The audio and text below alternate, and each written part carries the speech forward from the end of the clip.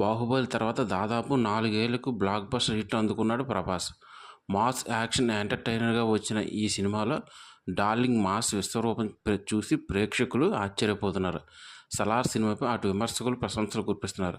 ప్రపంచవ్యాప్తంగా సినిమాకు ఊహించని రెస్పాన్స్ వచ్చింది. విజయవంతంగా దూసుకుపోతుంది ఈ సినిమా. ఈ క్రమంలోనే ప్రపంచవ్యాప్తంగా ఇప్పటివరకు సలార్ సినిమా 500 కోట్లు వసూలు చేసింది అని చిత్ర యూనిట్ ప్రకటించింది. బాక్సాఫీస్ రికార్డులను దేవా రిపేర్ చేస్తున్నాడంటూ రాసుకొచ్చింది. మొదటి రోజు ప్రపంచవ్యాప్తంగా 177 కోట్ల గ్రాస్ కలెక్షన్ అందుకుంది సలార్. కేవలం మన దేశంలోనే 95 కోట్లకు పైగా వసూళ్లు అందుకుంది.